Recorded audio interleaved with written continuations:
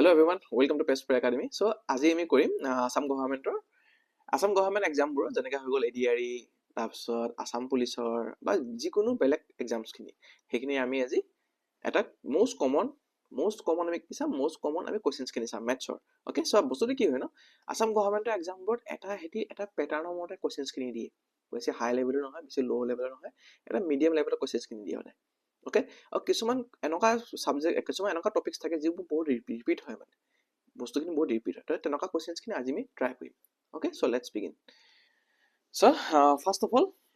আমি আমাৰ এইটো আহিলে নাম্বাৰ ছিষ্টেমৰ কুৱেশ্যন এইটো হ'ল মোৰ নাম্বাৰ ছিষ্টেমৰ কুৱেশ্যন তাত কি কৈছে the numerator of a fraction চ' কোনোবা যদি নিজে ট্ৰাই কৰিব বিচাৰিছা তেন্তে পজ মাৰি ল'বা তাৰপৰা নিজে কৰিবা okay the numerator of a fraction is increase by 3 তাৰপৰা কৈছে the fraction increases by itself 3/4 by its 3/4 মানে কি কৈছে যে তুমি ধৰি লোৱা এনে এটা নিউমিনেটৰ পি এটা ডিনমিনেটৰ কিউ ধৰি লোৱা তুমি হৈ গ'ল নিউমিনেটৰটো আমি যেতিয়া 3 এটা ইনক্ৰিজ কৰি দিওঁ দ্য নিউমিনেটৰ ইজ ইনক্ৰিজ বাই 3 মানে পিটো আমি যে 3 ইনক্ৰিজ কৰি দিছোঁ তেতিয়া কি কৈছে সেই নাম্বাৰটো যিটো নাম্বাৰ আছিলে সি কিমান বাঢ়ি যাব সি নিজৰে 3/4 বাঢ়ি যাব বুলি কৈছে তাৰ নিজৰ ভাগৰ যে 3/4 কৰিম সেইটো ইয়াৰ লগত এড হৈ যাব বুলি কৈছে তাৰ নিজৰ ভাগত যেতিয়া 3/4 কৰিম সেইটো ইয়াৰ লগত মানে এড হৈ যাব সো বস্তুটো কি হ'ল এতিয়া আমাৰ তোমাৰ এটা চোৱা ইয়াত কি কৈছে ইয়াত যদি মই চাবলৈ যাওঁ মই p + 3 by q equals to p by q plus 3p আৰু q আছে আৰু 3p by 4q হৈ গ'ল এতিয়া ইয়াত আমি এটা কাম কৰিব পাৰিম ন এইটো লগত এইটো কাটি দিব পাৰিম হৈ গ'ল খতম কাট খাই গ'ল তাৰ পৰা এতিয়া মই কি কৰিব পাৰিম 3p বস্তুবোৰ অকণ দীঘলকে কৰোঁ দেই কিয় কৰোঁ মানে মই শ্বৰ্টকে কৰিব পাৰিলোঁ দীঘলকে কিয় কৰোঁ কাৰণ তোমালোকক বস্তুটো কনচেপ্ট ৱাইজ বুজাব লাগিব ন হয় নাই মইতো দীঘল মই শ্বৰ্টকে কৰিব পাৰিলোঁ হ'লে এইটো কিন্তু মানে বস্তুটো কি হয় যেতিয়া কনচেপ্ট ৱাইজ বুজাবলৈ তোমালোকে বস্তুটো নিজে যেতিয়া কনচেপ্টটো বুজি যাবা তেতিয়া অট'মেটিকেলি শ্বৰ্ট ট্ৰিকটো নিজে উলিয়াব পাৰিবা অ'কে চ' সেইকাৰণে মানে অলপমান দীঘলকে কৰি দেখাওঁ তোমালোকে যাতে তোমালোকে বুজি পোৱা অ'কে তাৰপৰা হৈ গ'ল 3 আৰু 4 মাল্টিপ্লাই 3 আৰু p মাল্টিপ্লাই কৰি দিলা 3 আৰু 4 12 হৈ গ'ল এইফালে 4p plus 3p হৈ গ'ল এতিয়া এই 4p টো কাট খাই গ'ল 3p equals to 12 মানে p equals to কিমান হৈ যাব 4 so what is the numerator of the fraction বুলি কৈছে numerator কিমান আছিলে মোৰ p আছিলে নে p টো মোৰ হৈ গ'ল 4 okay so এটা next question টো চাওঁ ফোন টো সাইলেন্ট কৰি দিওঁ next question টো আহিছে আমাৰ a string is divided into 3 segments এটা string কৈছে string is divided into a string এটা আছে ওলাই বিলা তাক তিনটা সেগমেন্টত ভাগ কৰি দিছে এটা 2 এটা 3 এটা 5 বলে 5 টো অকন দীঘল কৰি দিও এটা 2 এটা 3 এটা 5 দেখো এটা 2 হয় এটা 3 হয় এটা 5 হয় বুলি কৈছে ৰেশিওত আছে ওকে তারপর কৈছে if the longest segment measures 40 the longest segment কোনটো হ'ব সবচে দীঘলটো কথা কৈছে সবচে দীঘলটো আমাৰ 40 হয় বুলি কৈছে সবচে দীঘলটো যদি 40 হয় তেনে দীঘলটো কোনটো হয় এটো হয় না দীঘলটো এটো হয় দীঘলটো মানে 5 টো হয় মানে 5 ৰ ভ্যালুটো 40 বুলি ক'লে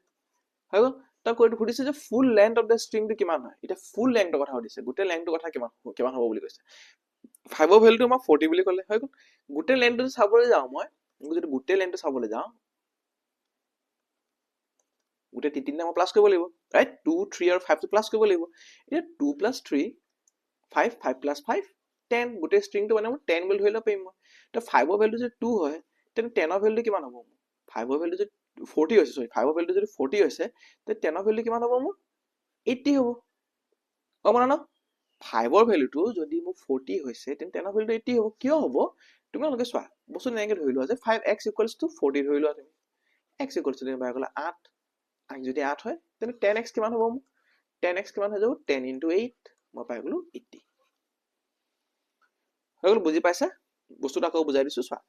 এডাল স্ট্ৰিং কৈছে এডাল দীঘল ৰছীডাল আছিলে হেডাল মোক তিনি ভাগত ভাগ কৰি দিলে হল তিনি ভাগত ভাগ কৰি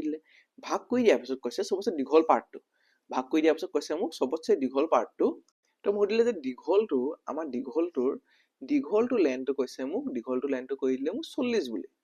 দীঘলটোৰ লেন্থ কৈ দিছে 40 দীঘলটোৰ লেন্থ যদি 40 হয় তাৰপৰা সুধিলে যে গোটেইটো লেন্থ কিমান হ'ব গোটেইটো কিমান পাইছো মই 2 + 3 + 5 কিমান পালো মই 10 পালো এই 10 টো লেন্থ কিমান হ'ব তাতে দীঘল আমাৰ যদি 5 ৰ লেন্থটো যদি 40 হয় 10 ৰ লেন্থটো 80 হ'ব বাস চোৱা এতিয়া তুমি যদি x লৈ পেলাই কৰিব নাই চোৱা তোমালোকে যদি x লৈ পেলাই ভাবিছা x লৈ কৰিলে দীঘল হ'ব তো কি কৰিব পাৰা যে 5 টো দুগুণ হৈ গৈছে নে 5 টো 2 টাইমছ হৈ গৈছে তেনেকে 42 2 টাইমছ হৈ যাব বাস এই x বোৰ লৈ এনে কৰিব নালাগে এইবোৰ মানে বেছি দীঘলীয়া হৈ যায় কিন্তু যদি বুজি নোপোৱা তেন্তে x লৈ কৰা হৈ গ'ল তাৰপা আহিলে এতিয়া আমাৰ ট্ৰেইনৰ অংক এটা a train travels 120 meter a train 120 meter long takes 5 seconds to pass a electric pole গৈছে এটা চোৱা এটা ট্ৰেইনৰ কি হৈ যায় মই আগৰ ক্লাছত কৈছিলো ট্ৰেইনৰ কি হৈ যায় ট্ৰেইনৰ হৈ যায় আমাৰ যিটো আমাৰ ট্ৰেইনৰ নিজৰ লেন্থটো থাকে হেতুই ডিসটেন্স হয় এক্সট্ৰাকে একো ডিসটেন্সত দিবলৈ মোৰ দৰকাৰ নপৰে মোৰ এক্সট্ৰা এটা ডিসটেন্স বনাবলৈ দৰকাৰ নপৰে আমাৰ ট্ৰেইনৰ যিটো লেন্থ থাকে আমি হেতুকে ডিসটেন্স বুলি কওঁ হৈ গ'ল এতিয়া মোক কৈছে যে এটা ট্ৰেইন এটা 120 মিটাৰ দীঘল হি এডাল ইলেক্ট্ৰিক পোলত এডাল বোলে ইলেক্ট্ৰিক পোল আছে সেই ইলেক্ট্ৰিক পোলডালক হি ইলেক্ট্ৰিক পোলডালত হি কি হ'ল তাৰ হি 5 সেকেন্ডত ক্ৰস কৰিছে বুলি কৈছে ইলেক্ট্ৰিক পোলটো হি 5 সেকেন্ডত ক্ৰস কৰিছে ইলেক্ট্ৰিক পোল যদি 5 সেকেন্ডত ক্ৰস কৰিছে মই স্পিড মানে কি বুঝাই স্পিড মানে মই ডিসটেন্স বাই টাইম হয় নে হয় স্পিড মানে ডিসটেন্স বাই টাইম হয় এতিয়া এটো হৈ গ'ল স্পিড এটো হৈ গ'ল ডিসটেন্স বাই টাইম মই কিমান পাই যাম মই তোমালোকক পাই যাম 24 কি হ'ব এটো হ'ব মিটাৰ পাৰ সেকেন্ড কাৰণ এটো মিটাৰ হয় এটো সেকেন্ড হয় হল মিটাৰ পাৰ সেকেন্ড হৈ গ'ল হল তুমি মানে 1 মিনিটত কিমান দূৰ যাব তুমি হেতু বস্তু উলিয়াই দিলা আমাৰ স্পিডটো কি হৈ যায় সো স্পিডটো কি হৈ যায় ন 1 আৱাৰ যেটা হিচাপৰে উলিয়াই দিও মই যদি ওয়াৰ্ক অফ লেভেল চাব যাও আমাৰ মানে এফিচিয়েন্সি হৈ গ'ল স্পিডটো এনেকে ধৰি লব পাৰা তুমি যে 1 ঘন্টা এতিয়া সাপোজ ধৰি লও মই এনে বস্তুটো বুজাই দিছো দে এটা যদি বুজালো যেটা আকৌ বুজাই দিও তো তোমাক বস্তুটো কি হৈ জানে স্পিডটো তুমি ধৰি লও যে তুমি কৈছে তোমাৰ 600 কিলোমিটাৰ তুমি হেনো তুমি ধৰি লও 12 ঘন্টাত গৈছা বলে 12 আৱাৰ্ছত গৈছা 600 কিলোমিটাৰ তুমি বলে 12 আৱাৰ্ছত গৈছা তেন্তে তোমাৰ স্পিডটো কিমান হৈ যাব তোমাৰ স্পিডটো হৈ যাব 50 মানে কি বস্তুটো কি উলিয়াইছো কি উলিয়াইটো স্পিডটো যে হি 1 ঘন্টাত কিমান গৈছে হি 1 আৱাৰত কিমান গৈছে যেনেকৈ এটো মই উলিয়ালো হি 1 সেকেন্ডত কিমান গৈছে হেতু আমাৰ যেটা 1 এৰ হিসাবটো উলিয়াই দিব হেতুই আমাৰ স্পিড হৈ যায় ওকে তাৰপা আহিলে হাউ long will it take to cross a platform in this much long এটা কৈছে যে how long will it take to cross a platform 180 meter long এতিয়া এটা স্পিডটো পাই গলো তাৰ মই ডিসটেন্সটো জানোৱে ট্ৰেইনে যেতিয়া এটা প্ল্যাটফৰ্ম ক্ৰস কৰিব হি নিজকেটো ক্ৰস কৰিবই তাৰ লগত আকৌ প্ল্যাটফৰ্মখনো ক্ৰস কৰিবই with a speed of 24 মানে তুমি 300 পাই গলা 24 হৈ গল কাটি দিয়া তুমি 54 তোমাৰ হৈ যাব আৰু 50 হৈ গল এটো হৈ গল তোমাৰ 4 সৰি 4 হৈ গল আৰু কাটি দিয়া তুমি 12.5 সেকেন্ডস 12.5 সেকেন্ডছত হি ক্ৰস কৰিব হল ক্লিয়াৰ হৈছে 12.5 সেকেন্ডছত ক্ৰস কৰি দিব না এতিয়া নেক্সট আহিলে এতিয়া এটো হৈ গল আমাৰ কনজাম্পশনৰ এটা অংক ওকে এই অংকবোৰ চোৱা একদম ইজি থাকে আমাক কি কৈছে the price of a rice is increased by 25% price of a rice কৈছে increase by 25% 25% মানে কিমান হৈ যায় 25% মানে কিমান হৈ যায় 25% মানে 25 by 100 হয় ন আমি যদি শর্ট কৰো দিও মই কি লম 1/4 লৈ লম কাটাকাটি কৰিলে 4 পাম ন 1/4 হৈ গল মানে ধৰি লোৱা তুমি যে চাউলৰ দামটো আগতে 4 টকা আছিল বোলে 4 টকা আছিল এটো প্ৰাইস লিখি লোৱা এটো সৰি এফালে তুমি প্ৰাইস লিখি দিয়া এফালে লিখা তুমি কনজাম্পশন এফালে লিখা কনজাম্পশন হৈ গল প্ৰাইস আগতে বোলে 4 টকা আছিল ইনক্ৰিজ হৈ গল বাঢ়ি গল কিমান বাঢ়ি গল 25% বাঢ়ি গল মানে 4 টকাত 1 টকা বাঢ়ি গল 5 টকা হৈ গল 4 টকা বা 5 টকা হৈ গল এতিয়া মোক কি কৈছে by what percentage should the household reduce the consumption to keep the expenditure constant কৈছে যে expenditure same থাকিব লাগে এটা এটা বস্তু চোৱা আমি যদি কিবা এটা প্ৰডাক্ট কৰো ন আমি যদি কিবা এটা প্ৰডাক্ট বনাইছো সাপোজ ধৰি লোৱা যে মই 10 into 20 গৈছো 200 পাইছো হৈ গল মোক কৈছে যে এই প্ৰডাক্টটো সেম থাকিব লাগে এটা এক্স প্ৰাইস তুমি কিমান দামত বস্তুটো কিনিছা তুমি কিমান কেজি কিনিছা সেইটো মাল্টিপ্লাই কৰি পেলাই তুমি মানে কিবা এটা পাইছা ইয়াত তুমি এক্সপেন্ডিচাৰ পাবা ন তুমি সাপোজ ধৰি লোৱা এতিয়া তুমি আলু কিনিছা বোলে তুমি যে আলু কিনিছা তুমি বোলে আলু তুমি 2 কেজি কিনিছা 20 টকা কেজিকে 2 কেজি কিনিছা 20 টকা কেজিকে তুমি 2 কেজি কিনিছা মানে কেই টকা খৰচ কৰিছা তুমি 40 টকা খৰচ কৰিছা 40 টকা খৰচ কৰিছা ন সেই 40 টকাটো হৈ গ'ল তোমাৰ এক্সপেন্ডিচাৰ হৈ গ'ল সেইটো খৰচটো হৈ গ'ল এতিয়া তোমাৰ যে এক্সপেন্ডিচাৰ যে কনষ্টেন্ট থাকিব লাগে মানে বস্তুটো কি হ'ব ইয়াৰ প্ৰাইচটো মই ইয়াত দি দিম মানে প্ৰাইস যিমানে বাঢ়ি গ'ল ন প্ৰাইস যিমান বাঢ়ি গ'ল সেই কনজাম্পচনটো সিমান কমাই দিব মানে হৈ গ'ল আৰু ইয়াৰ প্ৰাইসটো মই ইয়াত বহাই দিম কনজাম্পচনত বহাই দিম এটা বস্তুটো কি হ'ল চোৱা তুমি এটো লগত এটো মাল্টিপ্লাই কৰিলা 20 পালা এটো লগত এটো মাল্টিপ্লাই কৰিলা তুমি 20 পালা আৱাৰ এক্সপেন্ডিচাৰ ইজ সেম আমি কি কৰিলো আমি যেটা 4 টকা বা যেটা 5 টকা হ'ল দামটো আমি কনজাম্পচনটো 5 টকা বা 4 টকা কৰি দিলো গম পালা ন বুজি পাইছা তো এটা কনজাম্পচনটো কিমান কমিলে কনজাম্পচনটো কিমান কমিলে 1 কমি গ'ল কনজাম্পচনটো 1 কমিছে হল কনজাম্পচনটো যে 1 কমিছে 1 টো এটা কিহত কমিছে 5 টকা পট কমিছে ন তো 1 টো 5 টকা পট কমিলে মানে আমাৰ 20% এটি কনজাম্পচনটো কমাই দিলে হল বস্তুটো ৰবা দেই মই এবাৰ কিয় আমি বস্তুটো কিয় উল্টা পুল্টা কৰো মই হেতু বস্তু বুজাই দিছো ৰবা কিয় উল্টা পুল্টা কৰো কাৰণ যদি বুজি চাই যদি কনসেপ্টটো ধৰি ভালকে বুজা মুখস্থ কৰিলে লাভ নাই ন হয় না বস্তুবোৰ মুখস্থ কৰিলে লাভ নাই তুমি যদি বুজিছা যদি ভালকে বুজা আমি বস্তুটো ইয়াত কিয় লগালো এটো বস্তু ইয়াত কিয় লগালো চোৱা মোক কি কৈছে সাপোজ ধৰি লোৱা এটো হৈ গ'ল মোৰ প্ৰাইস 1 এটো হৈ গ'ল প্ৰাইস 1 এটো হৈ গ'ল প্ৰাইস 2 এটো হৈ গ'ল মোৰ কনজাম্পচন 1 এটো হৈ গ'ল মোৰ কনজাম্পচন 2 এটো হৈ গ'ল মোৰ এক্সপেন্ডিচাৰ 1 এটো হৈ গ'ল মোৰ এক্সপেন্ডিচাৰ 2 হৈ গ'ল এতিয়া মোক কি কৈছে মোক কৈছে যে আমি এক্সপেন্ডিচাৰ 1 আৰু এক্সপেন্ডিচাৰ 2 টো মই সেম থব লাগে বুলি কৈছে হল ৰবা মই নিজকে সৰু কৰি দিও দেই ঢাক খাই গৈছে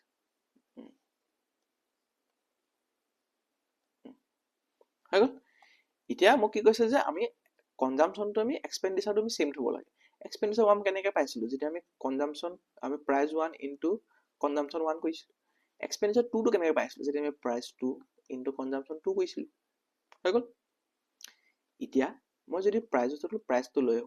প্ৰাইস 1 বাই প্ৰাইস 2 যদি লৈ এনেকৈ তললৈ লৈ গলো বোলে আৰু এই কনজাম্পচনটো মই যদি ইয়াত তললৈ লৈ ডিভাইড কৰিলো মানে ক্ৰছ মাল্টিপ্লাই কৰিলো হৈ গ'ল ক্লিয়াৰ এটা বস্তুটো চোৱা প্ৰাইস 1 ইকুৱেলস টু কনজাম্পচন 2 হৈছে নে প্ৰাইস 1 ইকুৱেলস টু কনজাম্পচন 2 হৈছে নে আৰু প্ৰাইস 2 ইকুৱেলস টু কনজাম্পচন 1 হৈছে প্ৰাইস 1 ইকুৱেলস টু কনজাম্পচন 2 হৈছে আৰু প্ৰাইস 2 ইকুৱেলস টু কনজাম্পচন 1 হৈছে মানে আমি কি কৰিলো বাস এটা p টু p ভাগে লৈ গলো আৰু c টু c ভাগে লৈ আহিলো হৈ গ'ল ই ওপৰত আছিল ই তললৈ আহি গ'ল ই ওপৰত আছিল ই তললৈ আহি গ'ল হৈ গ'ল এতিয়া এইটো বস্তুৱে মই কি কৰিলো চোৱা এইটো বস্তু মই কি কৰিলো ইয়াত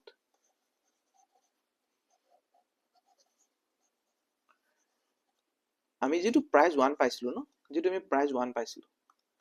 এই যেটো প্ৰাইস 1 পালো হেতু আমি কি কৰিলো ইয়াত বহাই দিলো প্ৰাইস 1 ইকুৱেলস টু কনজাম্পচন 2 প্ৰাইস 2 যেটো পাইছিলো এটো যেটো মই 25% ইনক্ৰিজ হৈ গৈছিল প্ৰাইস 2 ইকুৱেলস টু কনজাম্পচন 1 এটো ইয়াত বহাই দিলো হৈ গ'ল বাস ইমান নাই তাৰ পাছলে কিমান কমি গ'ল 1 কমি গ'ল 1 মানে 1 কমিছে 5 ৰ ভিতৰত 1 কমিছে কিমান হ'ব মোৰ 20% হ'ব বাস এটো বস্তু মনত থবা দেই নেক্সট আহিলে এতিয়া মোৰ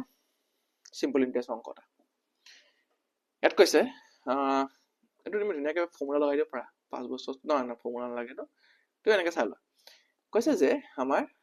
difference between da simple interest on a sum of 8% for 5 years and 6% for 26 okay 6 years for 6 years is 26 okay the difference between the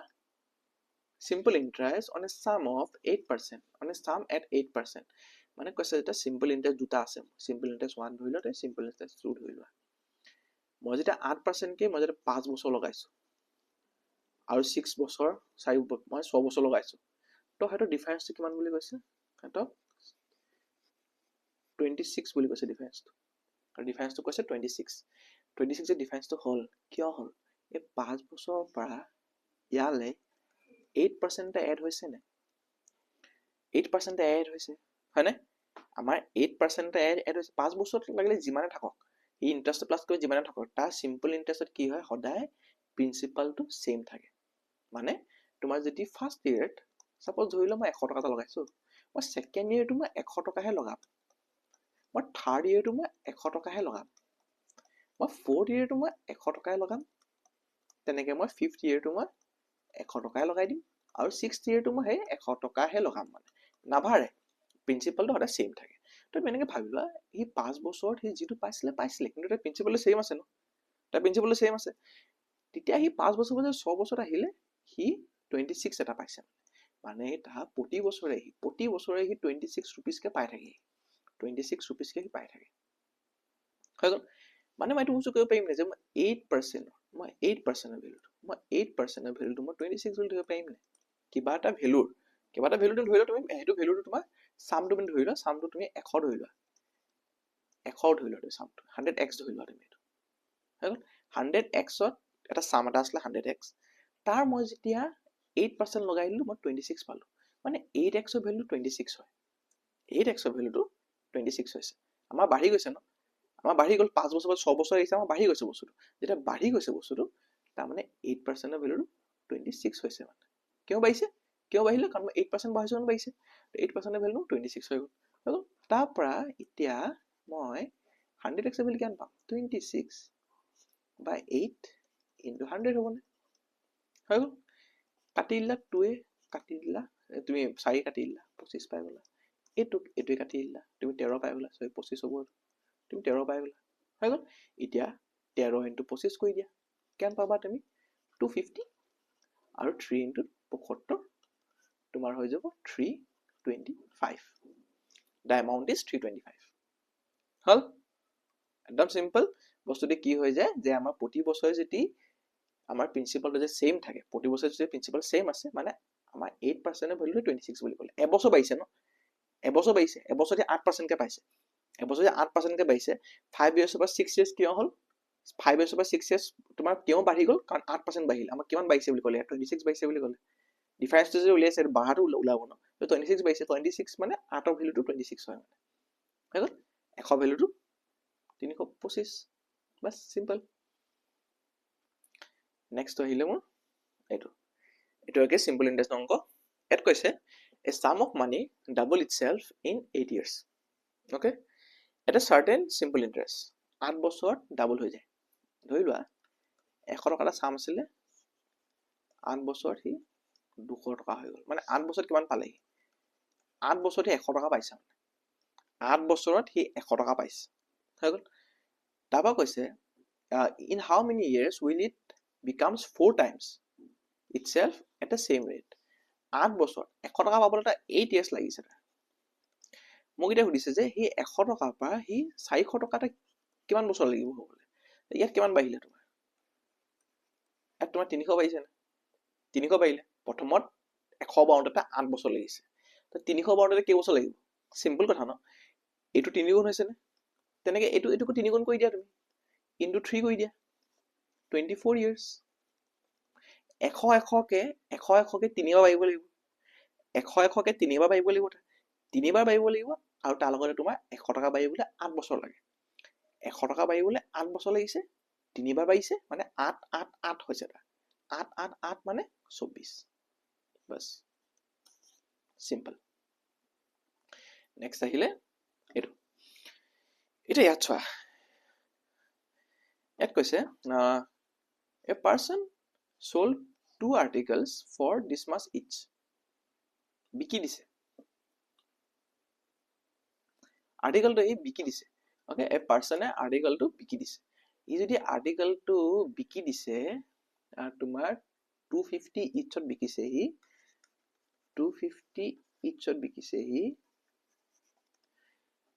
তেতিয়া তোমাৰ তেনে কৈছে হি gained 10% and on the other he lost 10% ইয়াৰ ফৰ্মুলাটা আছে ইয়াৰ ফৰ্মুলাটো তোমাৰ কি আছিল আমাৰ x by 10 স্কয়াৰ x টো কি হয় x টো হয় তোমাৰ x টো হয় পাৰ্সেন্টেজ টো 10 by 10 স্কয়াৰ আৰু এটা বস্তু মনত থবা, যেতিয়া কিবা এটা বস্তু বিকি দিলে তোমাৰ এটাত তোমাৰ প্ৰফিট হৈছে, এটাত তোমাৰ লছ হৈছে, এটাত প্ৰফিট হৈছে, এটা লছ হৈছে, তেতিয়া আমাৰ কি হয়, তেতিয়া আমাৰ সদায় লছ হয়, আমাৰ সদায় লছ হয়। বিকি দিয়াৰ পিছত দেই, বিকি দিয়াৰ পিছত কৈছে যে এটাৰ ভিতৰত তোমাৰ 10% প্ৰফিট সোমাই আছে, আৰু এটাৰ ভিতৰত তোমাৰ 10% লছ সোমাই আছে বুলি কৈছে। তো এইটো বস্তু কি হৈ যাব আমাৰ, এইটো বস্তু হ'ল মোৰ লছে হ'ব মানে। তো এইটো কাটাকাটি কৰি দিওঁ মই, 1 স্কুৱেৰ পাম, 1 স্কুৱেৰ কি হৈ যাব 1% লছ। এতিয়া আমি যদি বস্তুটো ফৰ্মুলাত কৰিলো, অ'কে ফাইন, মই ফৰ্মুলাত কৰিছো, ঠিক আছে। যদি বস্তুটো মই ফৰ্মুলাত নকৰো, আমাক বোলে ফৰ্মুলাটো পাহৰি গলো, মই ফৰ্মুলা পাহৰি থাকিলো, মই এক্সামত গৈ ফৰ্মুলা পাহৰি থাকিলো, তো কেনেকৈ কৰিম বস্তুটো চোৱা। এটাত কৈছে মোৰ 10% লছ, 10% লছ, 10% মানে কিমান 1/10 হয়, 10% 1/10 হয়, 10% 1/10 হয়, লছ হৈছে 9/10, মানে তোমাক লছটো আগত কৰি লৈছো দেই, মই লছটো আগত কৰি লৈছো, মানে 10 টকা বস্তুটো তোমাৰ 9 টকাত বিকি দিছে, 10 টকা বস্তুটো 9 টকাত বিকি দিছে। আৰু তাত হৈছে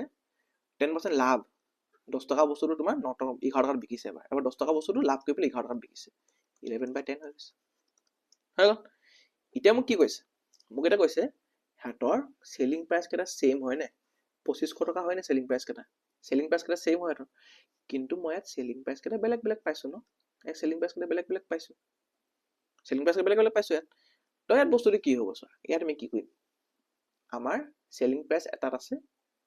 ধৰি লোৱা তোমাৰ চেলিং প্ৰাইচ এটা দিয়া আছে, এইটো কষ্ট প্ৰাইচ দিয়া আছে, ৰবা এনেকৈ লিখো, ফাৰ্ষ্ট কেছ আৰু ছেকেণ্ড কেছ বুলি লিখি লৈছো দেই, ৰবা। আজি ভিডিঅ'টো অকণমান দীঘল হ'ব, মই মানে বস্তুটো কিয় বুজাইছো চোৱা, তোমালোকে ফৰ্মুলাটো মনত থব পাৰিবা একো নাই, কিন্তু মই ফৰ্মুলাৰ ওপৰত ইমান মানে ভৰসা কৰিব নিদিওঁ, মানে কিয় নিদিওঁ, কাৰণ আমি পাহৰি যাম ফৰ্মুলা মনত থাকে, তুমি যদি প্ৰেক্টিচ কৰি নাথাকা ন অংকটো, ফৰ্মুলাটো পাহৰি যাবা, চ' কনচেপ্টটো বুজা, অ'কে, তুমি কনচেপ্টটো বুজা। আমাক কৈছে যে ইয়াত 10% এটা গেইন হৈছে, মানে 1/10 হৈ গ'ল, 1/10, 1/10ত তোমাৰ এটকা গেইন হ'ল 11/10, মানে 10 টকা বস্তুটো তোমাৰ 11 টকাত বিকিছে, হৈ গ'ল। কেছ 1 ধৰি লোৱা, তুমি যদি কেছ 1 ধৰি লোৱা, কেছ 1ত মোক কি কৈছে, কেছ 1ত কৈছে যে মোক 10 টকা এটা চিপি আছিলে, বিকি দিলে সি এছপিত 11 টকাত বিকি দিলে। কেছটোত কি হৈ গ'ল, কেছটোত হৈ গ'ল তোমাৰ 10 টকা এটা চিপি আছিলে, এটকা লছত বিকিছে নহয়, 9 টকাত বিকি দিছে। মোক এতিয়া কি ক'লে, চিপি অফ টু আৰ্টিকলছ একেই আছে, 2500 টকাই আছে, চিপি অফ টু আৰ্টিকলছ, তুমি এইটো নাই দিয়া বুলি ভাবিলা, এইটো নাই দিয়া, মোক 2500 টকা আছে চিপি অফ টু আৰ্টিকলছ, তো মই এইটো 2500 হ'ব, এইটো 2500, মানে সেইটো ইকুৱেল হ'ব লাগে, মানে এইটো ইকুৱেল কৰি দিওঁ, ই যদি 11 আছে মই ইয়াক 9 মাল্টিপ্লাই কৰি দিওঁ, ই যদি 9 আছে মই 11 মাল্টিপ্লাই কৰি দিওঁ, ইয়াক যদি 9 কৰিছো মই আকৌ 9 কৰিম, ইয়াক যদি 11 কৰিছো মই আকৌ 11 কৰিম, কিয় কৰিম, কাৰণ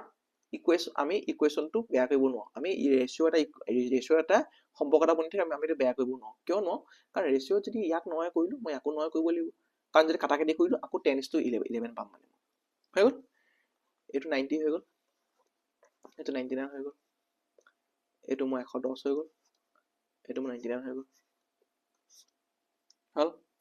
এতিয়া চোৱা, এতিয়া এছপি কেইটা ছেম হৈ গ'ল, 99, যিমান টকাত কিনিছিলে মোৰ মতলব নাই, কিন্তু তাৰ এছপিটো ছেম হৈ গ'ল, আমাৰ চেলিং প্ৰাইচটো একেই বুলি কৈছিলে, 2500 টকা বুলি কৈছিলে, এছপিটো মোৰ ছেম হৈ গ'ল, চেলিং প্ৰাইচটো ছেম হৈ গ'ল। এতিয়া চাওঁ সি কিনিছিলে কিমানত, দুটা মিলাই পেলাই 90 আৰু 100, 200 টকা কিনিছে, 99 আৰু 99, 198, কিমান টকা লোকচান হ'ল তাৰ, 2 টকা এটা লোকচান হৈছে, 2 টকা লোকচান হৈছে, 200 টকা বস্তুতে 198 বিকি দিলে, 2 ৰুপিজ তাৰ লোকচান হৈছে, তাৰ যদি 2 ৰুপিজ লছ হৈছে 200 টকাৰ ওপৰত, মানে তাৰ কেইটকা লছ হ'ল, 1% লছ, বাছ। যদি বাই চান্স পাহৰি যোৱা বস্তুটো এনেকৈ কৰিব পাৰিবা, এইটো দেখাইছো কাৰণে মোৰ দীঘলে লাগিছে, দেখিবলৈ দীঘলে লাগিছে, কিন্তু তুমি যদি জানা, ৰেচিঅ' যদি ভালকে জানা, তুমি এইটো বস্তু আৰামছে কৰিব পাৰিবা তুমি, অ'কে। নেক্সট চাওঁ, এইটো বহুত কমন কুৱেশ্যন হয় দেই, এইটো বহুত কমন হয়, একদম কমন কুৱেশ্যন হয়, কমন, ষ্টাৰ এটা দি দিছো, দুটা দি দিছো, মোক কৈছে এতিয়া, if x plus x by 1 is 5 and x square plus x by 2 কিমান হ'ব, x by 1 by 2 x square কিমান হ'ব, হৈ গ'ল। তাৰপা মোক এতিয়া কৈছে যদি এইটো ভেলু আমাৰ 5 হয়, মোক সুধিছে যে x square plus 1 by x square কিমান হ'ব বুলি তো ইয়াক স্কয়াৰ কৰি দিম বোথ সাইড ইয়াক যদি স্কয়াৰ কৰি দিম বোথ সাইড মই এটো পাম নাই পাই যাম 10 পাই গলো হৈ গল 10 হয় সৰি 25 পাই গলো হৈ গল হল না ইজি ন খতম নহয়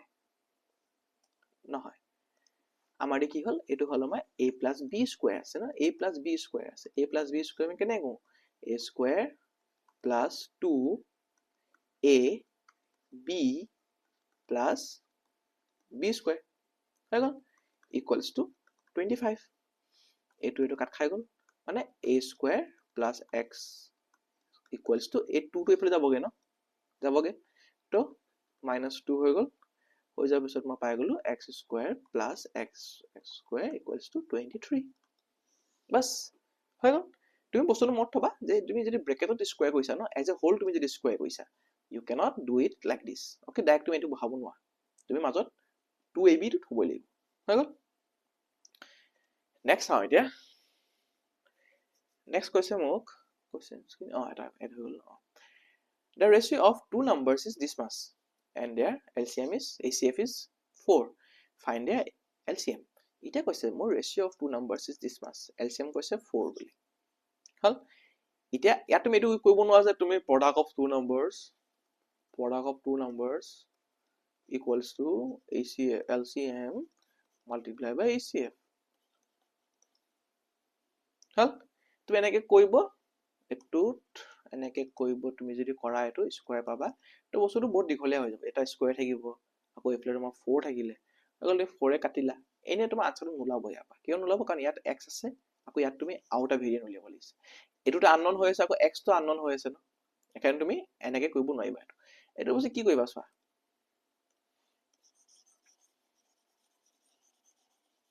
তোমাৰ নাম্বাৰ দিয়া থাকালে বেলেগ কথা